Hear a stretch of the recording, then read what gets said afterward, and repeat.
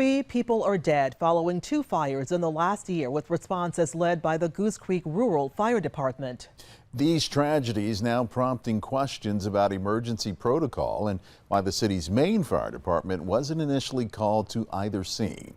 Internal emails, conversations, and interviews show mounting frustration with city leadership and fire personnel who question if miscommunication, politics, and errors are getting in the way of saving human lives. Live 5's investigative reporter Emily Johnson started asking tough questions about fire response protocols in Goose Creek more than a year ago. And tonight she takes you inside the blame game playing out behind the scenes. 3 lives lost in Goose Creek fires within a year. And the first responding fire department on both calls is a majority part-time volunteer-based rural department that did not initially call the larger full-time city fire department for help. We just have to do everything we can to help people, to protect people and property. Frankly, in those particular cases, that was not done.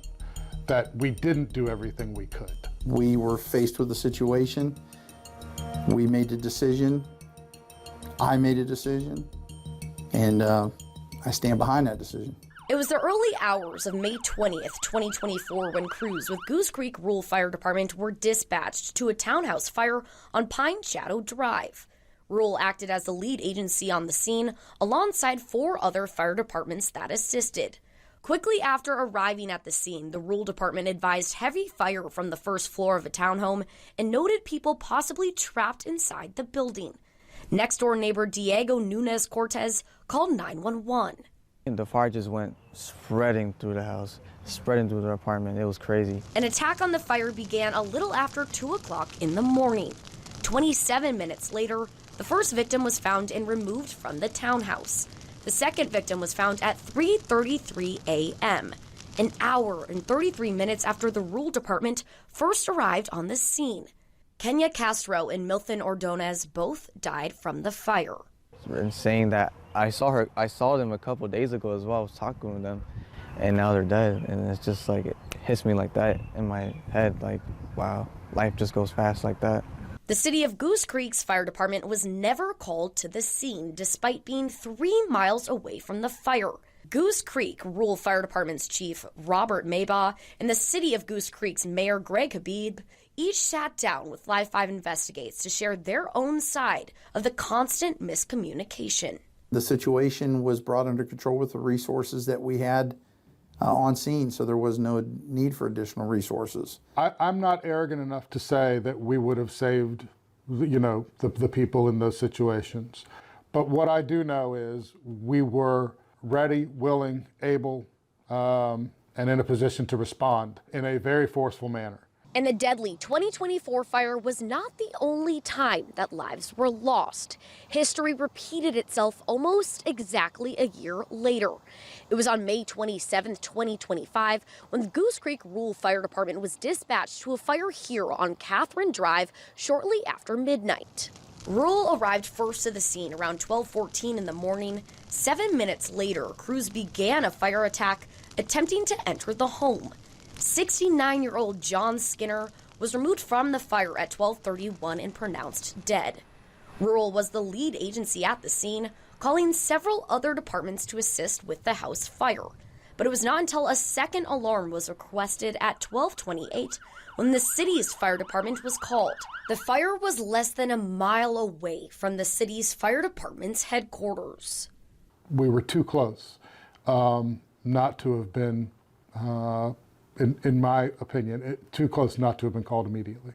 Through a Freedom of Information request, we received emails showing officials with the city quickly began discussing why the larger city fire department was not called right away. City of Goose Creek Fire Department's chief, Michael Nixon, voiced his concerns to city officials via email later that day, saying, quote, "My guys are pretty upset. I'm baffled. It's right down the street from our headquarters." Another city employee responded saying, quote, "I'm not arrogant enough to say they wouldn't have died had we been there, but we damn sure would have been there sooner with better equipment and better trained people. I'm so mad right now." Does it get frustrating to kind of feel like it's a finger pointing at each other at some point? Yes, very. for years. Again, I thought we reversed some of the back and forth.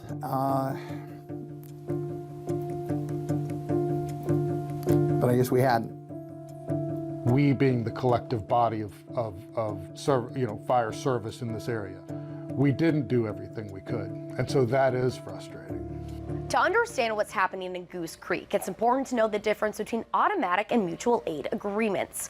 With automatic aid, a fire department responds to an emergency even if it's outside of their coverage area. But mutual aid is different. A department only responds if they are called to an emergency. The rural department says that they did not call the city at all in the 2024 fire and not until the second alarm in 2025 because Goose Creek terminated their automatic aid agreement in a letter on March 27, 2024. But the letter stated the automatic aid agreement would still be in effect for 90 days, which would have been at the time of the deadly 2024 fire. The decision was made we weren't going to wait until that agreement had that time span had elapsed. After the automatic aid agreement was terminated, Goose Creek proposed a new mutual aid agreement with all Berkeley County fire departments in March of last year. But that proposal wasn't finalized by the county until January 2025, and the final agreement wasn't signed by County Supervisor Johnny Cribb until July 16th, after Live 5 Investigates began looking into the issue. Now Goose Creek's fire department can officially be called in to help any county fire service when extra support is needed. Just point blank, do you think that there should be a rural fire department within Goose Creek, or do you think it's something that Goose Creek as a city fire department can handle on their own? Should there be one? I think it's difficult to provide fire service in highly urbanized areas at the level of funding that some of those departments are getting. Our goal is to make sure that we're providing the best possible service that we can, and we believe that we do that. Supervisor Johnny Cribb confirmed a Berkeley County-wide fire initiative is currently in the works. 26 fire departments have been consolidated down to 9 within recent years. Cribb says the county hopes to work with the remaining 9 departments to consolidate down to 1 without disrespecting the value volunteer fire departments bring to the table. The South Carolina Law Enforcement Division was requested to investigate both deadly fires, the most recent of which is still active. But SLED's closing documentation into the 2024 townhouse fire on Pine Shadow Drive stated the cause of fire as undetermined. Fire response and dispatch records were not a subject of SLED's investigation. To view very detailed timelines on both of these fires and the complicated communications between each of the fire departments and county, view this story on our website, live5news.com. For Live 5 Investigates, I'm Emily Johnson.